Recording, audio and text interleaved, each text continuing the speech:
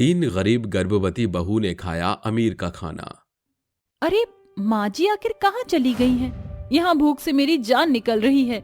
मेरे पेट में पल रहे इस बच्चे को भी बहुत जोरों से भूख लगी है। हे भगवान, मुझे बहुत दर्द हो रहा है। पेट में लगता है मेरा बच्चा मेरे पेट में लात मार रहा है। तभी राजवती आती है और ये सुन लेती है।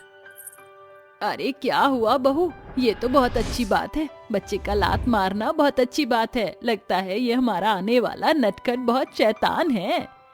अरे माँ जी कैसी बेतुकी की बातें कर रही है। मेरे बच्चे और उसकी माँ को बहुत तेज भूख लगी है।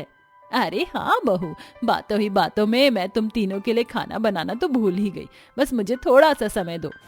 माँ जी चलिए मैं आपकी मदद करवा देती हूँ। अरे नहीं बहू, तुम आराम करो, मैं खाना बना लूंगी। ऐसा कहने के बाद वो चूल्हे में लकड़ियां लगाती है और खाना बनाना शुरू करती है। देखते ही देखते वो थोड़ी ही देर में अपनी तीनों बहुओं के लिए खाना बना लेती है। ये लो बहुओं, खाना खा लो, मैं घर के बाकी काम कर लेती हूँ। बेचारी राजवती अपनी तीनों गर्भवती बहुओं को खाना देकर काम करने के लिए जाने लगती है, लेकिन तभी उसकी बहू आपस में बात करने लगती हैं। हे भगवान, और कब तक इस गरीबों की तरह मुझे खाना खाना पड़ेगा? जब देखो माँ जी हमें ऐसा रूखा सूखा खाना खिला देती हैं। उन्हें समझ क्यों नहीं आता कि हम तीनों गर्भवती हैं और हमें कुछ अच्छा खाना खाना चाहिए। एक तो अब हमारे पति इस दुनिया में नहीं रहे। आज अगर वो इस दुनिया में होते तो वो तीनों हमारी अच्छे से देखभाल करते। हमें अपनी सास के लिए ऐसा नहीं सोचना चाहिए। वो बेचारी हमारी कितनी मदद कर रही हैं। ये सब करने का उनका फर्ज है। हम तीनों गर्भवती हैं और हमारी सास के बेटे इन बच्चों को हमारी कोख में छोड़कर भगवान को प्यारे हो गए।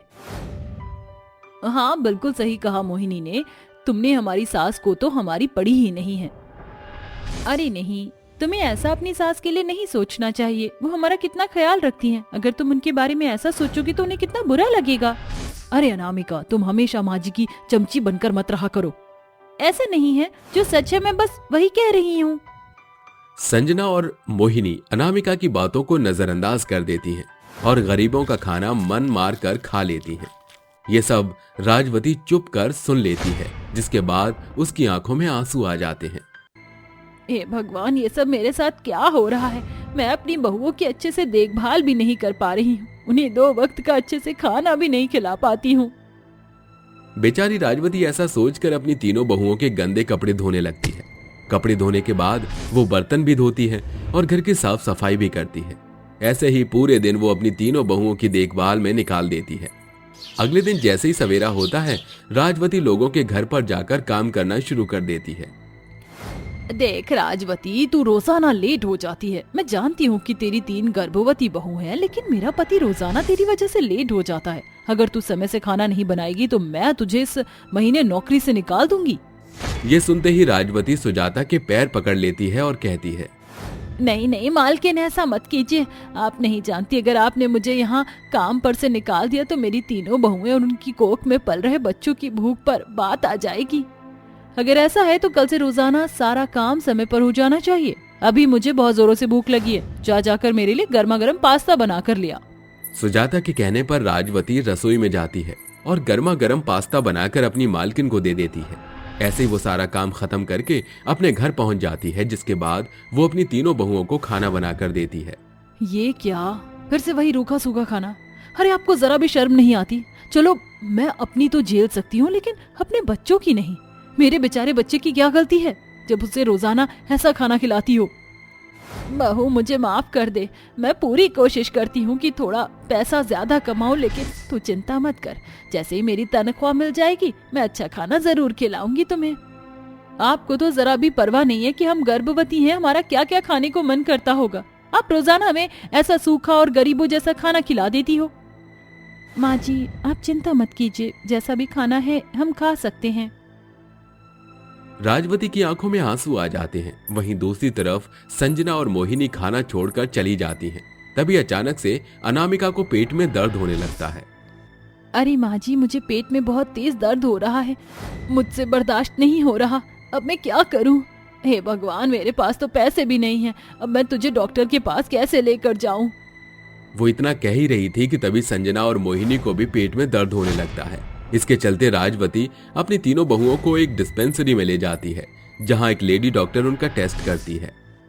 घबराने की कोई बात नहीं है, बस उन्हें अच्छा खाना खिलाओगी तो इनको ऐसा दर्द नहीं होगा। गर्भवती महिलाओं को पौष्टिक आहार मिलना बहुत जरूरी है। ये सुनने के बाद राजवती को अंदर ही अंदर पछतावा होने लगता है। ये सब मेरी ही गलती है। मैंने कभी भी अपनी गर्भवती बहुओं को अच्छा और पौष्टिक आहार तो खिलाया ही नहीं। हमेशा सूखी सब्जी और रोटी ही खिला देती हूँ, लेकिन आज के बाद मैं ऐसा कभी नहीं करूंगी। ऐसा सोचने के बाद राजवती अपनी तीनों बहुओं को अपने साथ वापस अपने घर लेकर आ रही होती है। रास्ते में एक फास्ट फूड की दुकान पर जाती है, जिसे देखती ही मोहिनी और संजना के मुंह से पानी टपकने लगता है। वाह, कितनी स्वादिष्ट चाउमीन और मोमोज बन रहे हैं। मेरा तो बहुत मन कर रहा है खाने का। माँ जी, क्यों ना आप हमें कुछ खाना ही खिला दो। हाँ हाँ माँ जी, जब से हमारे पति हमारा साथ छोड़कर गए तब से हम बाहर की चीजें खाने के लिए तरस गए। और आप तो जानती हो, गर्भवती महिलाओं को अलग अलग प्रकार का खाना खाने का कितना मन करता है। मुझे माफ कर दो बहू, मेरे पास अभी पैसे नहीं है, लेकिन मैं तुम्हें ये जरूर खिलाऊंगी।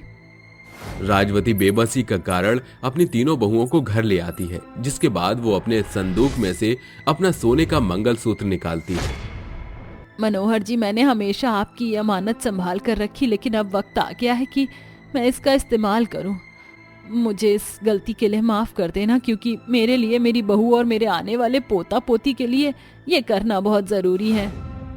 राजवती ऐसा कहने के बाद सोने का मंगलसूत्र सुनार की दुकान पर लेकर जाती है और उसे बेच देती है, जिसके चलते उसे कुछ पैसे मिल जाते हैं। राजवती उन पैसों से हरी सब्जियां और अच्छे अच्छे फास्ट फूड पैक करवा लेती है, जिसके बाद वो अपनी बहुओं के लिए फास्ट फूड ले आती है। और फास्ट फूड देखकर संजना और मोहिनी टूट कर पड़ते हैं। अरे वाह माँ जी, आपने तो कमाल ही कर दिया। इतना अच्छा खाना अब कहाँ से लेकर आई हो? अगर रोज रोज ऐसा खाना खाने को मिल जाए तो किस्मत ही चमक जाए। आज मेरे पेट में पल रही मेरे बच्चे को ये सब खाकर बहुत खुशी होगी। ये सब अनामिका को बहुत अजीब लगता है, जिसके चलते वो अपनी सास से कहती है, माँ जी, आपके पास तो 1 रुपया भी नहीं था, फिर आप इतना सारा खाने का सामान कहाँ से लेकर आई हो? क्या आपकी तनख्वाह मिल गई है? अरे नहीं बहू, दरअसल मैंने अपने सोने का मंगलसूत्र बेच दिया और उसी के चलते मैं ये सारा खाना लेकर आई हूँ। ये सुनते ही अनामिका रोने लगती है और रोते हुए कहती है, माँ जी, हमें अच्छा खाना खिलाने के लिए अपने पिताजी की आखिरी निशानी भी खो दी। आप ऐसा कैसे कर सकती हो माँ जी? अरे बहू, मैं उनकी निशानी रखकर करूंगी भी क्या? वैसे भी कौन सा आप मनोहर जी मेरे साथ हैं। एक दिन मैं भी समय रहते उनके पास पहुंच जाऊंगी। भगवान के लिए ऐसा ना बोले माँ जी, मैं आपके बिना अपने बच्चे की परवरिश बिल्कुल भी नहीं करना चाहती। अनामिका अपने हिस्से का खाना अपनी सास राजवती को दे देती है और कहती है, माँ जी, कई दिनों से आपने सही से खाना भी नहीं खाया। ये लो, पहले आप खाओ और उसके बाद मैं खाऊंगी। अनामिका के कहने पर राजवती खाना खा लेती है, जिसके बाद उस रात राजवती अपनी तीनों बहुओं के लिए बहुत स्वादिष्ट खाना बनाती है और उन्हें खिलाती है। अगले दिन जैसे ही सवेरा होता है, राजवती अपनी मालकिन के घर पहुंच जाती है, जहां वो समय से सारे काम निपटा देती है। सही समय पर आई हो। ये लो, मैंने तुम्हारी तनख्वाह निकाल कर रखी है, और हाँ, मेरे पति को प्रमोशन मिला है तो मैंने तुम्हारे लिए ये मेरा वाला खाना मंगाया है। इसे घर ले जाओ और अपनी बहुओं को खिला देना। राजवती ये देखकर बहुत खुश होती है। वो पैसे और खाना लेकर घर आ जाती है, जिसके बाद वो अमीर वाला खाना अपनी बहुओं को खिला देती है और बचे हुए पैसों से वो एक खाने पीने की दुकान खोल लेती है। अब वो खाने पीने की दुकान से सही पैसा भी कमा लेती है और अपनी तीनों बहुओं का ध्यान भी रखती है। कुछ ही समय बाद उसकी तीनों बहुएं अपने अपने बच्चों को जन्म देती हैं। आज जब औलाद पैदा हुई तो आपका दर्द मुझे समझ आया। हमने आपको बहुत बुरा भला कहा, उसके लिए हमें माफ कर देना माँ जी। हाँ माँ जी, मुझे भी अपनी गलती का पछतावा है, मुझे भी माफ कर देना। आज से हम एक अच्छा परिवार बनकर दिखाएंगे। उस दिन के बाद से राजवती अपनी तीनों बहुओं के साथ खुशी खुशी रहने लगती है।